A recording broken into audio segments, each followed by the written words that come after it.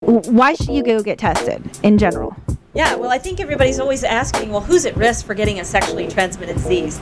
And the answer is anybody who has sex is at risk for getting a sexually transmitted disease, because sex is the transmission route, and if you've had it, you could be at risk. So, And that means all the different types that she mentioned, people.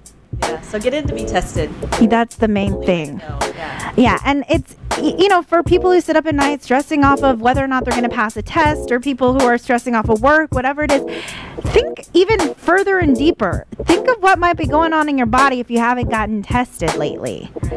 And the thing is even if you've been in a relationship, this was something that we were I was joking with you before, but, you know, there's a lot of girls, I'm one of them, who have dated guys who, you know, although I'm faithful to the guy, he's kind of creeping around doing whatever. Oh, yeah. And there's that whole thing where it's like, okay, so I know I'm only sleeping with one guy, but how many people is he sleeping with? Exactly. Well, I think your exposure it goes up by orders of magnitude the more people that you've had sex with, because then it's not only about whether or not you're exposed to that individual partner, you're also exposed to all the other people that person's had sex with. So you really do need to pay attention and ask, and also be concerned about your own body enough that if you suspect that your partner's stepping out, get in to be tested. Yeah. You know? And it doesn't matter if, you know, unfortunately these days, it doesn't matter if you're married. It doesn't matter if you're engaged. If you guys are, you know, steady holding hands each and every day, walking in and out of the lunchroom, there's always that opportunity. And not only that, but some things can actually kind of hide for a little bit, right? That's right. A lot of patients are always asking questions about herpes and human papillomavirus. These are two sexually transmitted diseases that are virus related. Mm-hmm. Papillomavirus, the herpes simplex virus, both are STDs, and they are very, very common in the population. Up to 25% of people are carriers of the genital herpes virus. And then we know that more than 6 million new cases of human papillomavirus occur each year in the United States, which is a little bit difficult to really interpret that number. But what it means is a lot of these patients don't really know that they're infected, and the only way to tell, again, is to get in to be tested.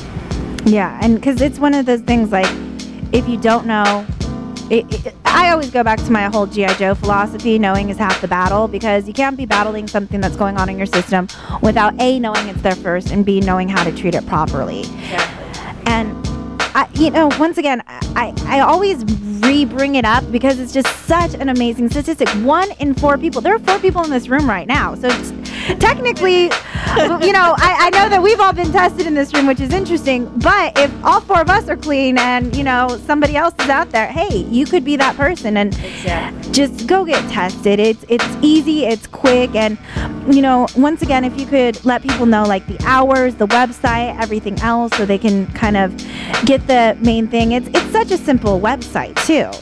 Yeah, again, the website www.stdaz.com has all the information about the open clinic hours, the information about the cost and what the cost includes, and also a little bit of information and links to the individual infections, so that if you're curious about chlamydia or gonorrhea particularly, you can click on one of these infections and it'll take you to the CDC website so that you can learn about the infection. Either you're interested in knowing it, perhaps you've been diagnosed with one of these infections, or perhaps you're just interested in preventing it. Again, all that information is available on the website. See, and, you know, you can figure out when exactly you can schedule a time to go. I know that you guys are actually kind of right by a major bus route, if that's your only means of transportation. I had to bus it for about a week and a half. Wasn't my happiest point in time, but I do memorize the bus routes now. But also another thing, especially, you know, to some of our younger audience out there who might still be living at home. Maybe you're 30 and still live at home. Don't worry, it's confidential. We're not going to tell your parents or anything like that. So we take care of you, and we make sure that you're taken care of, because it's one thing if you're going out infecting other people, but it's also, we want you to be safe. We love our listeners, and we want you to be more of you and not be infected with things. Absolutely, absolutely. And I think it's one of those things too, well, maybe you haven't gone in to get tested, but you want to go in, and maybe you think, well, maybe my girlfriend would want to go with me. Sometimes that makes it easier to go with someone you're close with, that maybe will help you get through the clinic visit. Take a friend, take several friends, take your class, take your whole group of Yeah, do whatever. Make a day of it. You know, even if here's my thing is, even if you want to kind of joke about it and be silly about it and think like, oh, haha, we're going to the STD. Who cares? Exactly. You're getting there. You're getting tested. And my thing is like, I was posting it on Facebook. I was posting it on Twitter because I'm not ashamed of it. It's you know, there are things that help you get cars these days, the Carfax reports, where you know every single thing that happened to that car's engine. I would love it if I'm going out with a new guy to know everything that's going on underneath his hood, making sure all the, you know, the swivel stick and everything is working properly and nothing's leaking. Yeah, I don't need that sort of hectic life, you know? Yeah. But you should never be embarrassed to take care of your own body either. I think, and you can't always expect somebody else to look out for your best interest, even though you feel like you're in a very intimate relationship with somebody else. They may also not know that they're infected. Mm-hmm. And so, yes, I know what you're alluding to. But what I'm saying is that, yeah, they should be aware and they should get tested oftentimes too. But you have to stand up for number one. You got to take care of yourself. You got to look out for you, and so you got to get in to be tested for your own sake. And don't trust your partners always, because they may also not know that they're infected. Yeah, and not only that, but I love when people use like statements like, oh, well, we wear condoms, we're safe. It does not matter. Like you said, if you have sex, any type of sex, you are at risk. Right. And I think people are, and that's a good point. Let's talk about condoms for a minute.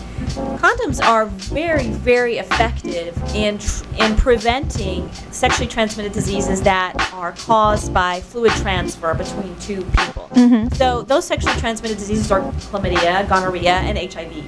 So again, condoms are very, very effective at preventing those infections. But for other sexually transmitted diseases where you can have open lesions, so open lesions such as genital warts, or for example syphilis, Mm-hmm. or the herpes virus, where you can have open lesions as a result of that infection, if that condom is not covering the area that is experiencing the lesion, there's not really going to be a lot of protection.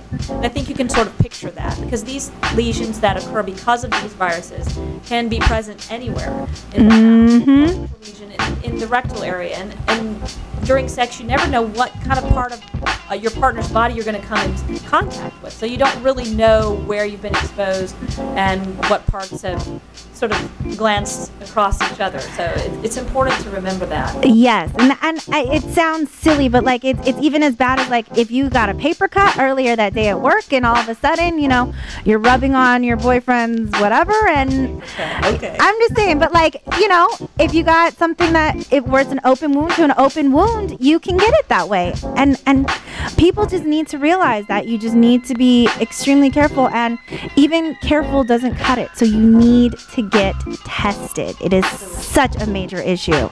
And once again, the 80% of people out there that don't even know that they have one is just such a scary statistic. Well, for sure that they don't know that they have an STD because there are no symptoms, and then the 25% or 1 in 4 of young people who have an STD right now. I think that's what's so alarming, and unfortunately we're not always the best at educating our children or our young school-age kids or our adolescents about the risk of STDs in school. Parents are oftentimes a bit embarrassed to discuss it at home, and so they're kind of left with getting information from their peers. Mm-hmm. And we know that sometimes peers are going to tell you what they want you to hear, or they're going to tell you something that might be a little bit too magnificent or fantastic to actually be true. So I think what you really want to do is you want to get the real information, and the real information is available at www.stdaz.com, or come into the clinic. Again, for $20 you can get tested and know for sure. Exactly, and it's definitely worth it, because I still remember in 3rd grade, Courtney Crumbcracker told me that you could get pregnant through your belly button, and that was a lie. But regardless, see, it's little things like that that just start spreading. So you need to know the truth, you need to know the real facts. And it's like, you know, I even brought this up, especially one of my favorite TV shows was House, and almost every single thing was syphilis in that show. Yeah, that's right. Because it just comes in so many different forms. And right. Well, syphilis is actually my favorite sexually transmitted disease. If you have one. Strike up a conversation about syphilis, I'll be with you for an hour. But syphilis is called the great imitator because you can have many symptoms associated with syphilis, or none if you don't recognize them. Mm-hmm. Syphilis can usually cause in the early stages a large lesion in the place where you've been exposed. So you can have a lesion in your mouth or in your genital area. And if you don't go in for testing or treatment, it goes away. And so oftentimes patients think, oh, well, whatever that was went away. But then that particular bacteria spreads throughout your body and you develop a rash all over your body, on the palms and soles of your feet. You can have a rash on your chest or your arms or your face. And then oftentimes the doctors actually miss the diagnosis because they think maybe you have an allergy to some sort of medication or a detergent.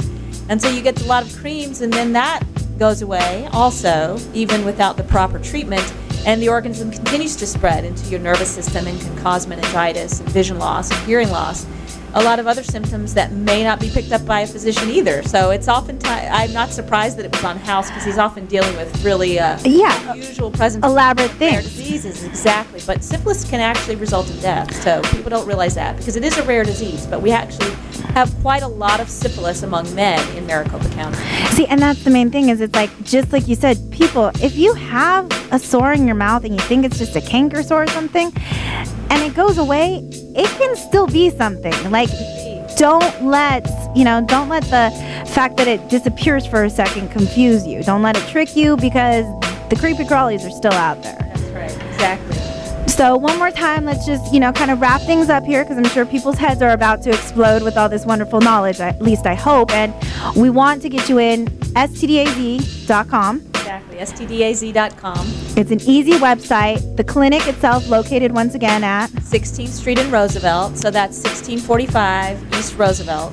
And it's very easy to find. It's a big, pretty building, and like I said, very clean, very, it's not one of those typical, because I always had in my mind what a clinic looks like, and not even close to. It's a beautiful facility, wonderful staff there. Nobody is, angry at their job or anything like that. People are there to help you, and they answer questions for you, and they take care of you. And I think that's one of the things, too, about the staff that worked at Maricopa County STD Clinic.